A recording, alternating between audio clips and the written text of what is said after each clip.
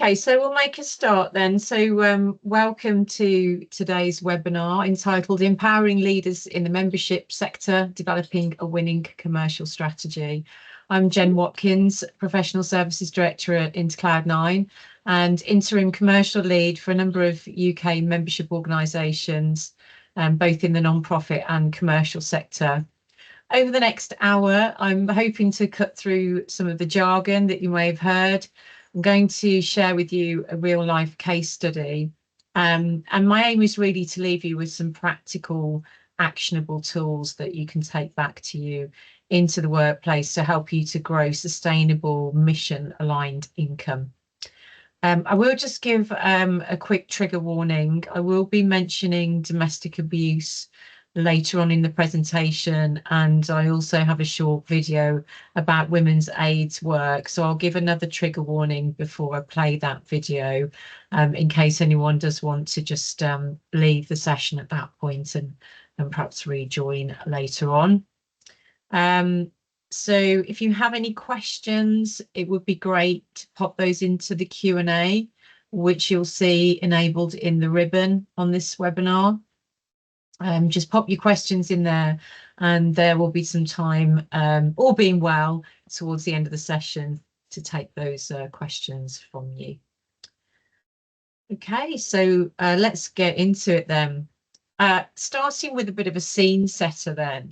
UK membership organisations are facing some significant challenges around income generation, with typically flat subscription revenues at best, rising delivery costs, and post-pandemic, a donor landscape that is said to be about 25% harder to navigate than pre-pandemic periods. We know the trade union sector is broadly in decline, and many membership organisations remain highly dependent on subscriptions income, and that's in spite of that income often being the lower value, lower margin type of income. In 2022, MemberWise reported that for large professional bodies, reliance on membership fees sits at around 50 to 60% of total income. So not surprisingly, there is a strong desire to head towards more commercial, entrepreneurial ways of working. But we often hear boards ask, can we go commercial without losing our soul? And today we'll show you that the answer is not only a resounding yes when strategy, culture and evidence-based messaging work together, but it's also for many a resounding you have no choice, as the landscape for membership and non-profits is set to remain extremely challenging for the foreseeable future. So given this landscape, I think we can conclude that many membership organisations face ongoing challenges with income generation.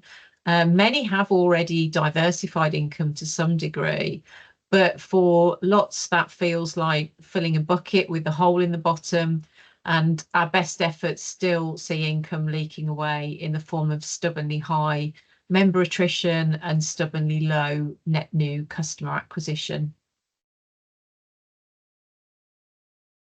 So what are the key challenges facing the sector in relation to commercialisation? There's no doubt that those challenges are complex and they're multifaceted. And in addition to the macroeconomic challenges facing the UK, as well as globally, with things like the national insurance increases and import levies, there are also specific sector-based challenges, which include membership value perception, probably number one on the list for many of you, and return on investment challenges. It's quite difficult for lots of organisations to really demonstrate tangible benefit to members, and just when it feels like you're getting there, those expectations keep rising, so it feels like a constantly losing battle there. And you know, with the advent of digitalisation and of course now with AI becoming increasingly popular, there's no doubt that there's been a rise in free and low cost online communities such as LinkedIn, industry forums, social media groups, and training platforms, and all of those things combined can really diminish what professional members perceive as the value in paid membership. Market saturation and member fatigue. So some professionals will find themselves potentially having a desire or an awareness of multiple professional bodies that are of relevance to them. So how do you differentiate? Rising operational costs, touched a little bit already on that with national insurance increases, but there's no doubt that technology costs are also rising. At Intercloud9, we've been really quite surprised over even the last 12 months at the extent to which vendors are increasing the costs on their technology projects, especially CRM projects. That's really one to watch this space on.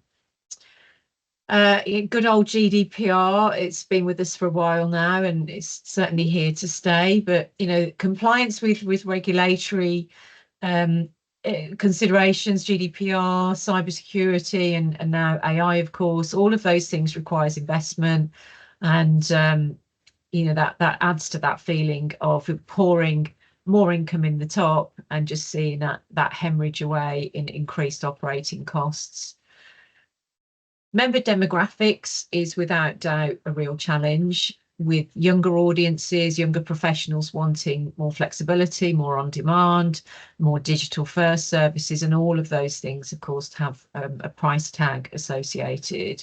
As well, of course, of balancing that with perhaps more traditional types of members who may not want those kind of services to the same degree. So you're having to cater for the diverse needs of an ever increasingly diverse audience. Dependency on grants and government support. So some membership organisations and, of course, lots of charities rely on grants and have relied on grants very heavily in the recent past, or public sector funding. And there's no doubt that landscape has been significantly challenged over the last 2 to 3 years in particular, with grants falling away and trusts closing down, and becoming much more picky about the causes that they will support. And then finally, you have to mention capacity and skills gap. There's no doubt that the sector is really challenged in terms of its digital engagement skills, and marketing skills, and those skills are absolutely essential in growing membership, not only membership revenue, but of course other types of revenue as well. In summary, the 3 challenges that we see surface in every boardroom that we work with are cultural resistance, with colleagues feeling that commercial can be a bit of a dirty word or associated with corporates, and that's not us. So there can be a real reluctance to get on board with income growth and income diversification. I'll touch on that quite a lot when I talk about Women's Aid Federation. Capability gaps. So very few staff are properly trained in what we call value-based marketing and selling. And consequently, business development or income generation activities can be quite opportunistic and therefore not necessarily very sustainable. And then the last piece is fragmented or missing digital infrastructure. So without data, without analytics, without insights, you can't price your services effectively, you can't target the right audiences, and you can't prove value, again, making it really difficult to scale up. I'm going to talk a little bit now then about one of the biggest barriers that we've encountered, which is the notion that being commercial conflicts with mission-driven goals. All of you, apart from the partners in the room, of course, are non-profit organisations, be membership organisations, trade unions, charities. And I really want to assure you that becoming more commercial doesn't mean losing sight of your values. Instead, it's about being sustainable, being innovative, and being responsive to your customers, your audiences. So I'm going to ask you for your views then at this point. I've got a quick poll for you, and I'd like you to just share with me, what do you see as the biggest hurdle to embracing commercial strategies in your organisation. There's a multi-choice there. You might say it's all four of these, but what do you think is the biggest one? Is it culture? Is it capabilities or skills? Is it digital infrastructure or something else? I'll just give you a few moments to pop your results in the poll.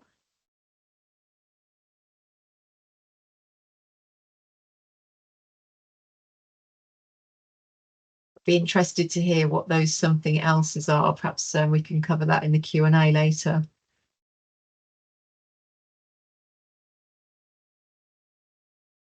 So yeah, interesting that the biggest challenge is probably not surprisingly digital infrastructure, closely followed by, well, not that closely actually. So 39% say digital infrastructure, 28% say culture, and joint 17% are capabilities or something else. So, not surprising that lots of you are digitally or technologically out or both challenged when thinking about driving up and diversifying income. Okay. So thinking about then what the most common causes of misalignment and resistance to commercial are, I think it's from our point of view and from our experience, the resistance from staff or leadership comes where they see commercialization or income generation or sales or selling as in conflict with the organization's values. And no matter how irrational or illogical that might seem to many of you, the reality is that you have to meet people where they are when dealing with those sorts of challenges. Another potential area of resistance is a lack of understanding, a lack of clarity, a lack of vision on how commercial activities align with membership goals, membership value, membership outcomes. So bringing those two things together, commercial strategy and membership strategy, are really crucial.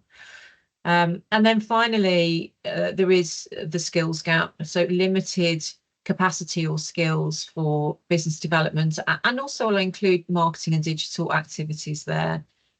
There's often lots of good intention, but if you haven't got the right people in the right seats performing the right roles, even if you have the best digital infrastructure in the world and the best products in the world, it's going to be very difficult to get those things out to market at scale. So the takeaway then from this slide is that shifting to a more entrepreneurial mindset, and that might be perhaps a more helpful, palatable word than commercial mindset.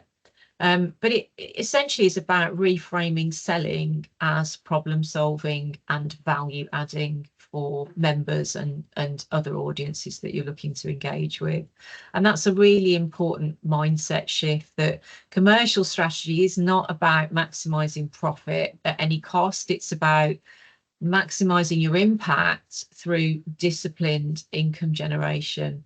So for membership organizations and non-profits, that typically means taking the expertise that you already have and turning that into scalable products, number one. Secondly, to price those products appropriately. There's a temptation to price things at low level, thinking that you'll get more take up that way. It's often not the case. And if you feel confident in your value and you know how much it's going to take to deliver that product, then that's really where the pricing should be set. And then finally, reinvesting the income that you generate into member value and delivering social outcomes, and being really clear through your communication how you go about that. I wanted to just on this slide here just encapsulate what is commercial strategy, because it can mean different things to different people. So I've tried to distill this down in hopefully a fairly non-textbook kind of way. But how I think about commercial strategy is, first of all, it's products. So products are about what you do, what services you provide, and more importantly, why you do that. What is the value that you bring in delivering those products or services? So we have some great products over here. We combine that with sales and marketing. Think of sales and marketing as the how and the where. So how we do those things and where we do those things, i.e. what target audiences, what markets, what territories, what regions. And then we combine that with digital, and digital strategy and digital infrastructure provides the data, which is of course essential. And it provides the platforms that then help us to take those products to market at scale.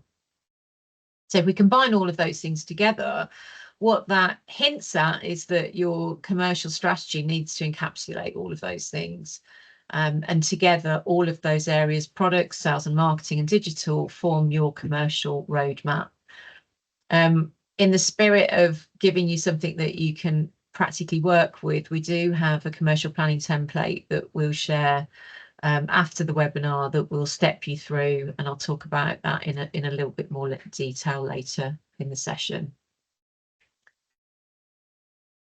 Now, thinking about how you develop a commercial strategy then, so if those areas are the components, we've got products, we've got sales and marketing, we've got digital, this diagram sets down the steps that you will go through when developing your commercial strategy. So as I say, so it's covered in the template, so you don't need to take copious notes or anything like that, but you'll see here that commercial strategy is a cyclical process. It's not something you do once and put it in a drawer or revisit every 3 to 5 years like organizational strategy. It is really something that should be happening on an ongoing basis.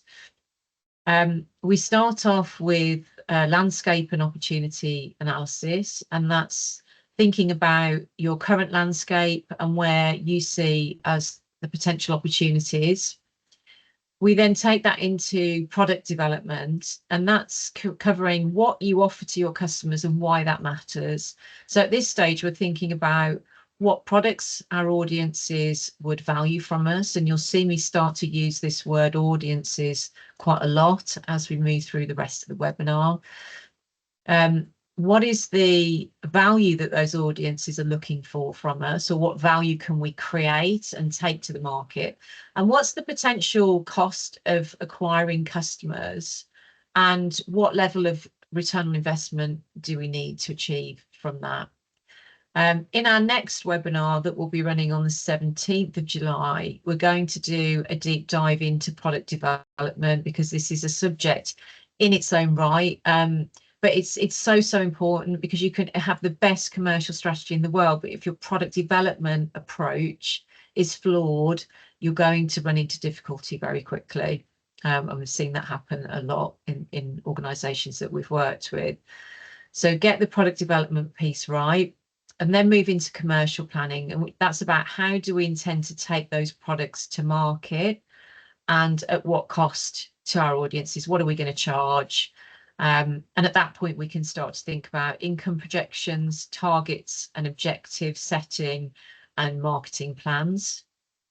Then we move into execution, and this is where we're thinking about customer onboarding, customer engagement plans, and the overall operational delivery of our products. So if you're a chief commercial officer or you have responsibility for income, execution may not necessarily be within your portfolio of responsibilities, but there will be colleagues who are ultimately delivering these products that need to be properly engaged before these products go anywhere near the marketplace. We then move into measurement.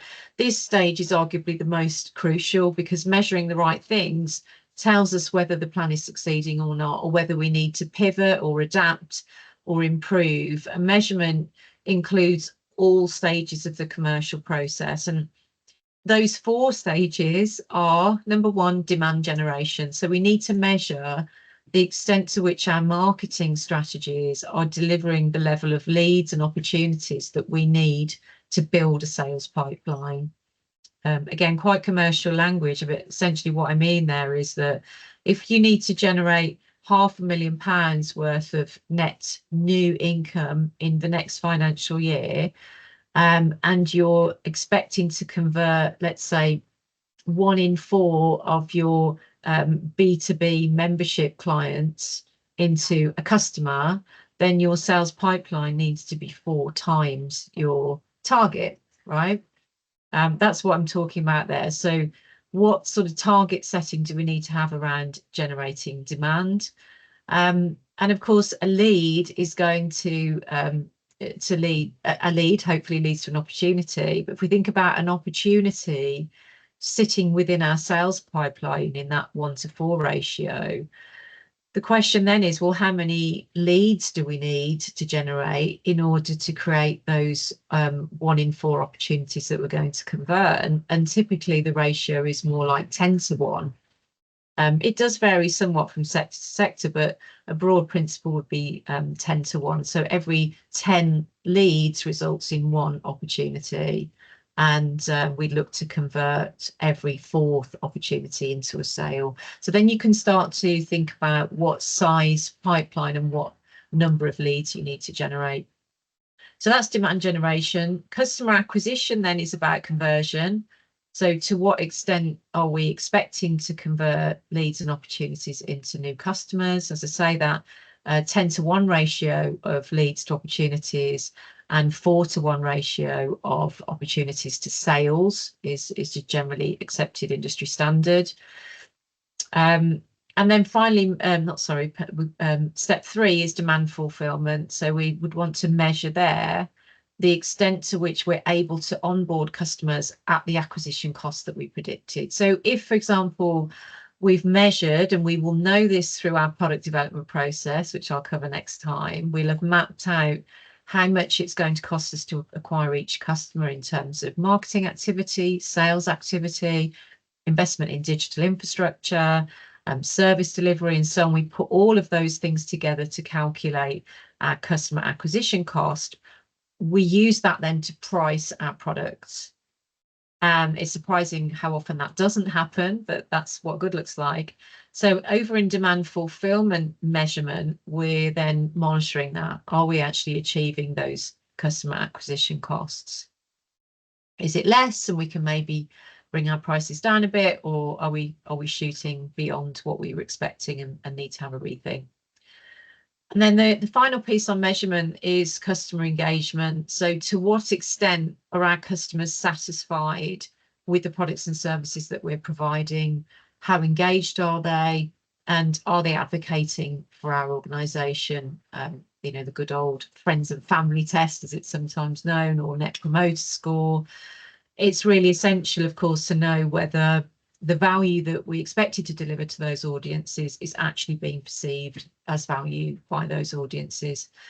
And then, of course, the final step there is taking all of the results of those measures together. What do we need to improve and what can we just expand? It's working well, we can scale that out, or we're finding that the measures are pointing towards a potential problem somewhere in our commercial plan, and we need to go back round and have a rethink.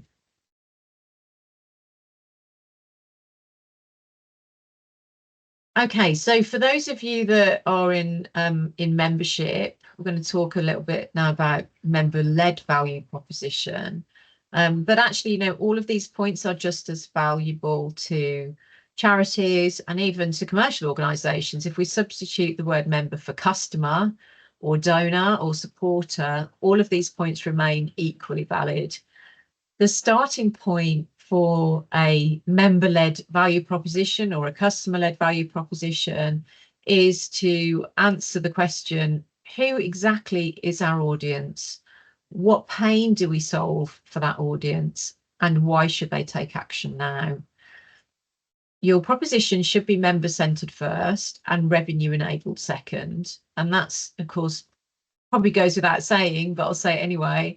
If you're delivering value, then you will achieve income growth. If there's not a perception of value, your income will inevitably go into decline. So your value proposition must resonate deeply and align authentically with members' needs and expectations, helping them to really clearly see how your organisation uniquely adds value to them. And I must stress that word uniquely, because membership for many of you will be an optional service.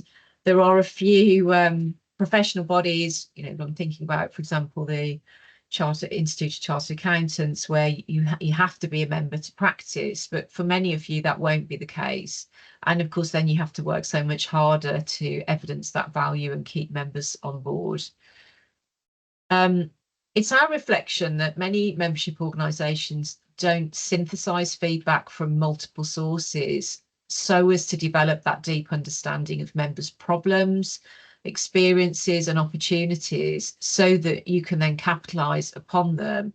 And those that do that generally don't do that on a continuous basis. It might be something they do once a year or maybe even less frequently than that. And it can be easy to fall into the trap of thinking, well, we can't afford a big member research project, so we're just going to go on gut feel or go on experience and what's worked in the past. And what we would say to that is that any kind of research is valuable, even if you're just using SurveyMonkey or you're going to run some focus groups. We have found that there is very little material difference between very large, expensive, well-researched projects and, shall we say, more informal, frequent, diverse member engagement and research that's done on a lower budget. So yeah, I think the crucial point there is that you're asking the right questions of the right people at the right time. So we're going to have another quick poll there. I'd really like to hear from you as to whether your organisation has a formally documented value proposition.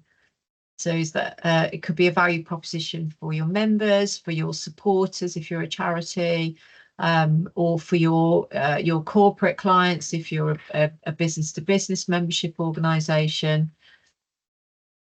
Please share your thoughts there. So yes, we do have a value proposition that's clearly documented. We're working on that. We don't have it, or you're not sure. Just pop your answers in the poll. We'll have a look. Yeah, that's actually really good to see. So there are no no's just yet. So over half say you do have a documented value proposition, and just under 40% are actively working on that. So I think that's actually hugely positive, and I hope you'll get some value as we step through this in thinking about maybe how you can sharpen your value proposition and tailor that, potentially also to tailor that for different audiences, because one value proposition may not be sufficient if you have very different audiences with different needs for different products. I've put some examples here on the slide for you to have a look at, and maybe this has some resonance with you in terms of your own value propositions. We've got 3 examples from the professional membership sector here. Each of the statements includes in the core line what they lead with and why that works. I'll just give you a moment to have a quick look through those. But essentially what they all have in common is that there's a clear beneficiary. So each statement either names or implies the professional community that organisation serves. It's outcome or purpose front and centre. So it's not about what they do, but what changes because they exist. So what change do they make in society or for this audience? And then the third piece is credibility signalling. So in the case of ICAW, they talk about global scope, the IET, all out together, and again, that global perspective, and the CIPD with their decade-long advocacy record. So those are the 3 key ingredients: beneficiary, outcome or purpose, and credibility signalling.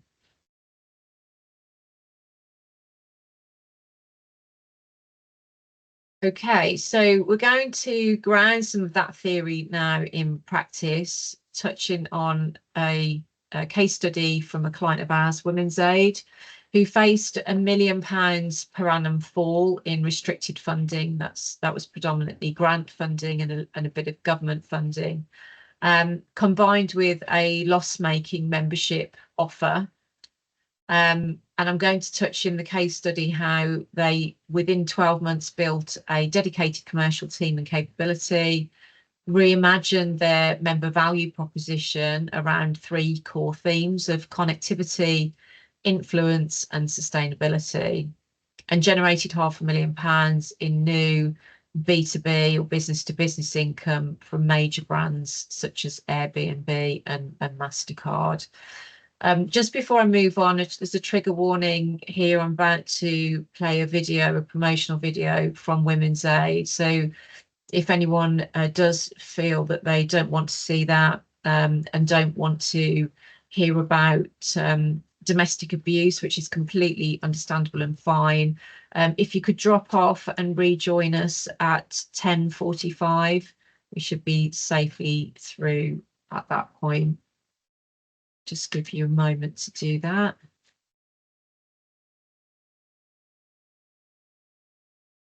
Okay.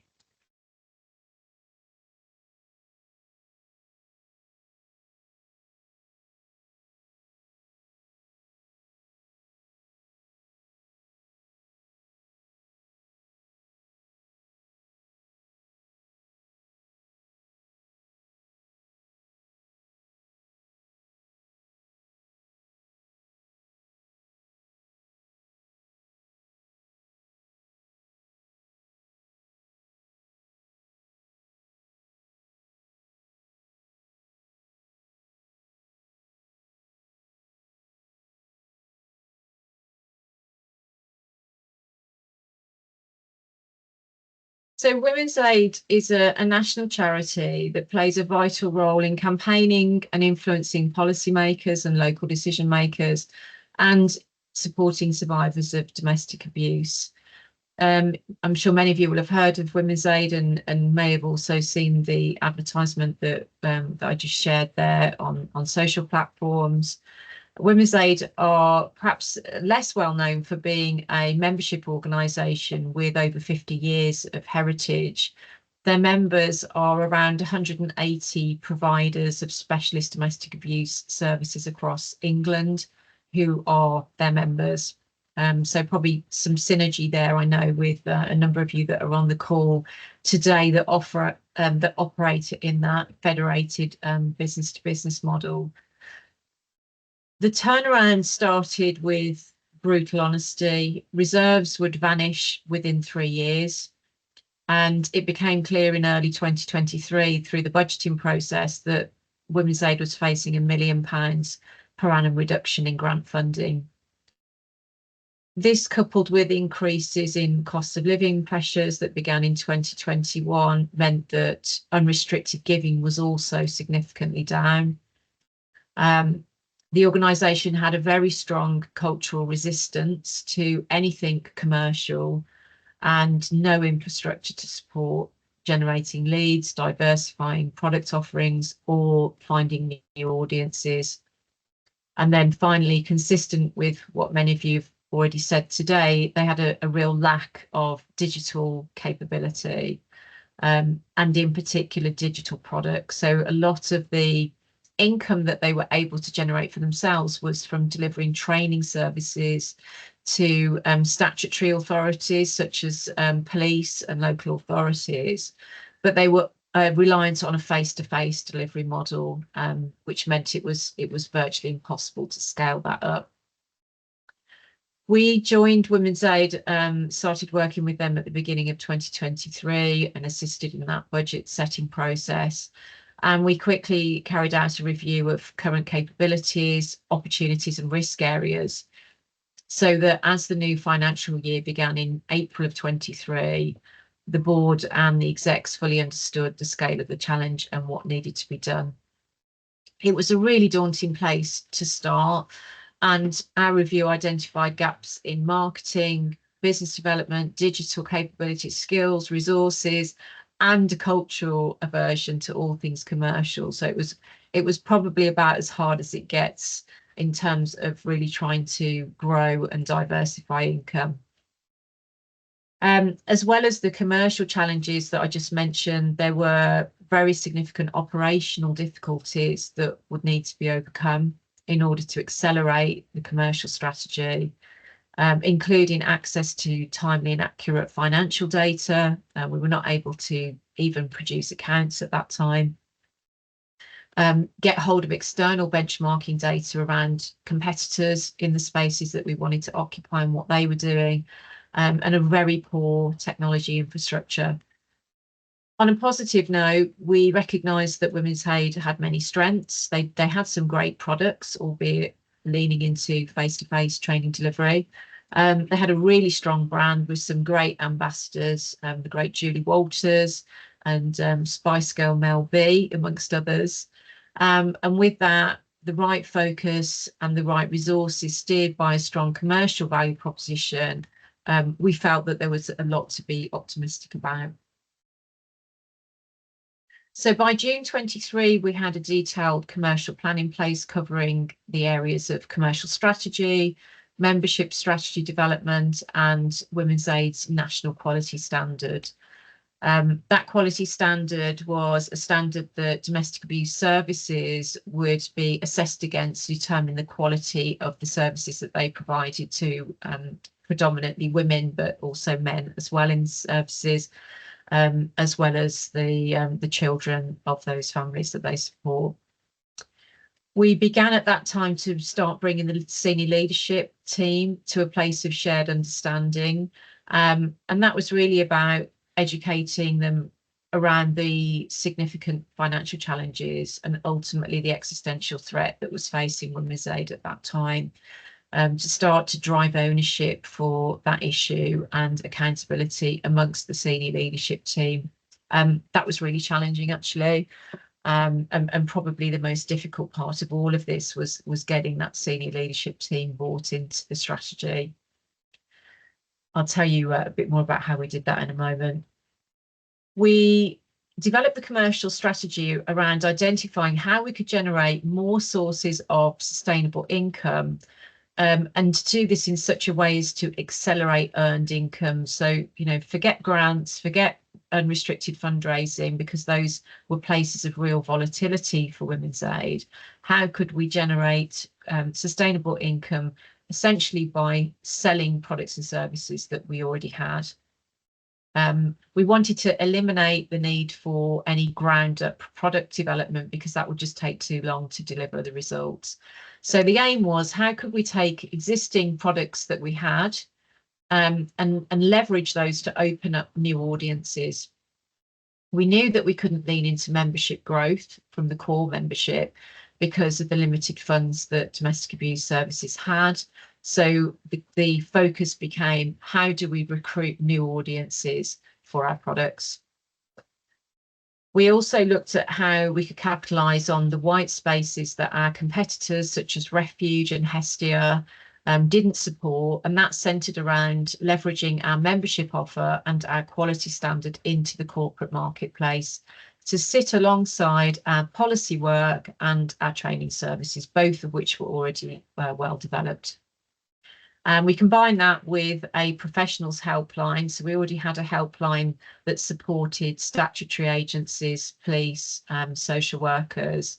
And we felt that this unique service could be extended to support HR professionals or line managers by providing workplace support to assist with signposting of survivors who may be making disclosures in the workplace. So all of that became the central theme of our commercial strategy, a suite of services aimed at supporting employers whose colleagues were experiencing domestic abuse. You can see here our call to action: together we will end domestic abuse. We developed the commercial strategy into a product offering, and that product offering was based on expertise that we already had developed. Initially, as I said, that centred around policy development, training and access to the professionals helpline, but we later went on to align that with the membership and certification products to further strengthen the offer and really differentiate it from the competitors in the space. We focused on medium to large corporate entities, and we particularly focused on those that we felt had an interest in women's matters. We take, for example, Airbnb and Uber. So Uber and Airbnb had both had quite a lot of negative press about women's safety that was harming their brand. So we took that message to them specifically and offered them training and policy development services, brand alignment work, and they formed two of the first customers for that proposition. So within the first 12 months, around just over £500,000 was generated from a standing start with those brands and others like football clubs, for example, who are also keen to lean in to those areas that would be of interest to their women supporters. So despite strong, and it was very strong, initial opposition from colleagues and to some degree the board, we were able to work with Women's Aid to communicate a strong and compelling mission-driven vision. And that was all about generating income to enable Women's Aid to grow its campaigning and followership, and therefore influence, and provide further much needed support to those 180 specialist member organisations across the country. I'm going to just touch on the digital review that was carried out alongside the commercial strategy development. We worked with Sarah Alder from Cranmore Digital, who many of you will know already.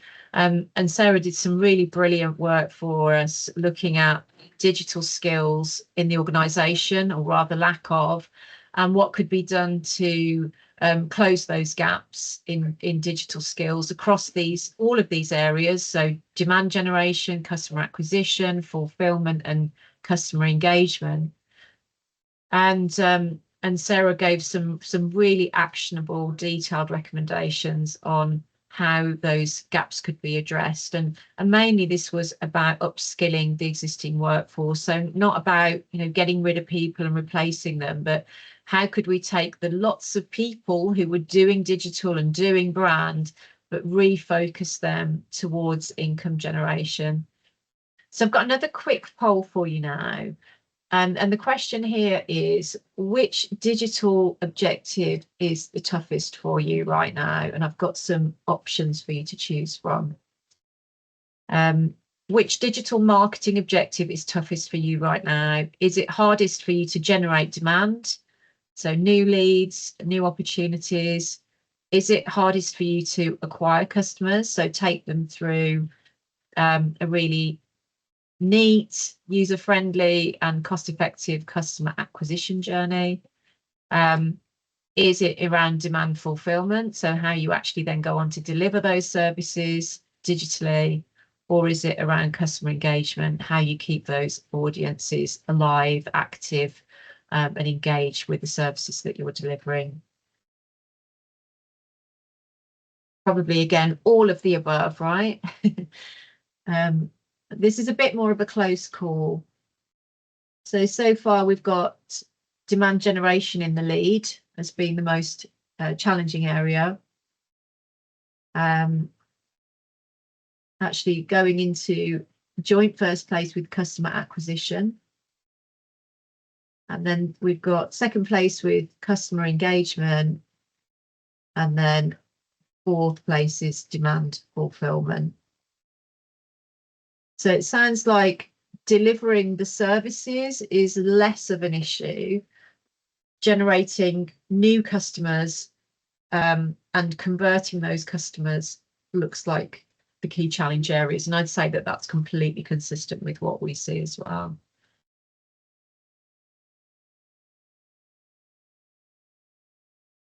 Okay, so just distilling that down into some steps, some simple to follow steps.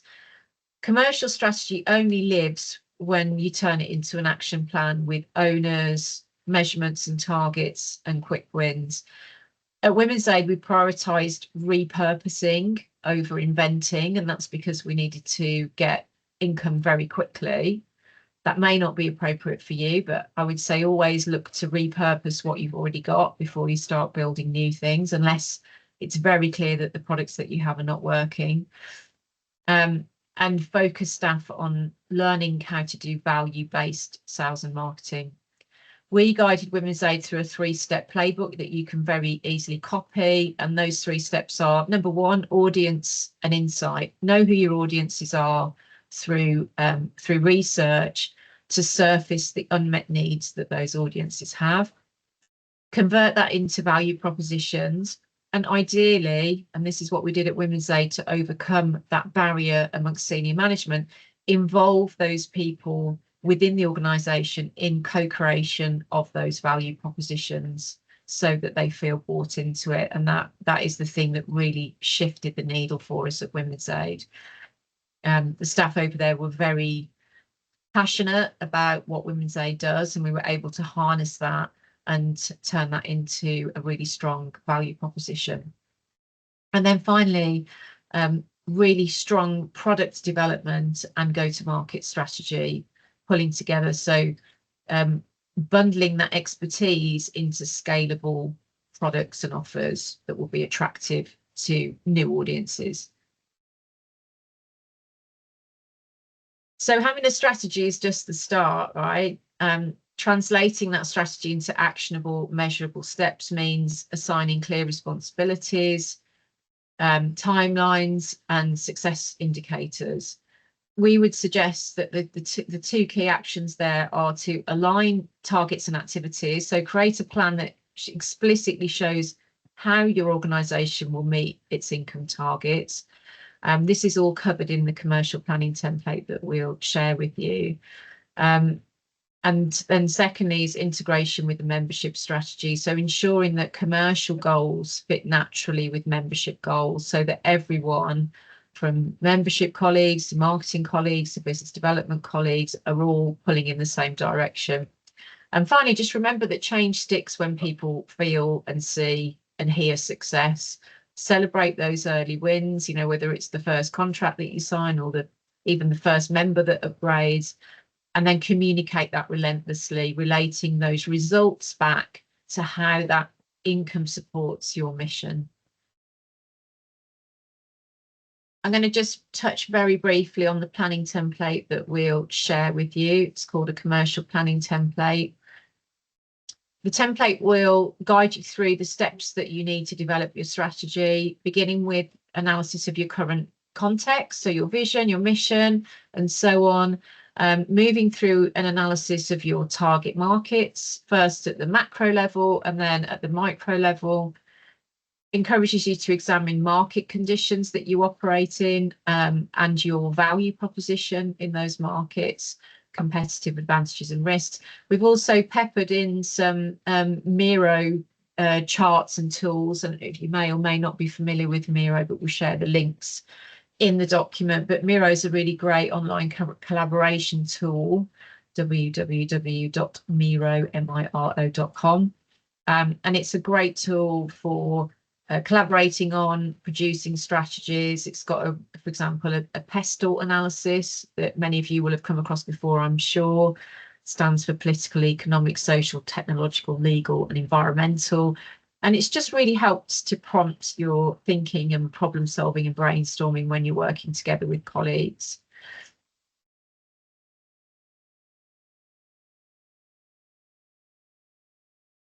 So buy-in then is crucial to success. Membership organisations thrive commercially when they balance mission-driven values with disciplined planning, strong messaging, and continuous cultural reinforcement. By defining a clear commercial strategy, articulating a strong member-centric value proposition, and ensuring that you have the right processes and the right training in place, you can generate sustainable income streams whilst remaining true to your core purpose. Some key recommendations then: training is essential, and that could be training for your board, who often need to be brought up to speed with why commercialisation is important in non-profit organisations. Identify those staff who are open to new ways of working, new ways of thinking, and let them model success for others. We did this really successfully within Women's Aid. We seconded one of the senior managers as the head of business development. So although she didn't come from a business development background, she was really passionate about generating income so that the charity could do more. And she had a really strong policy background. And so what we did was we trained those business development skills into her, and she built a very successful team and was able to roll that out. So yeah, I would think try wherever you can to bring your existing staff on board. Reframing commercial as mission aligned, positioning income generation as a way to enhance value, not as a profit driven exercise.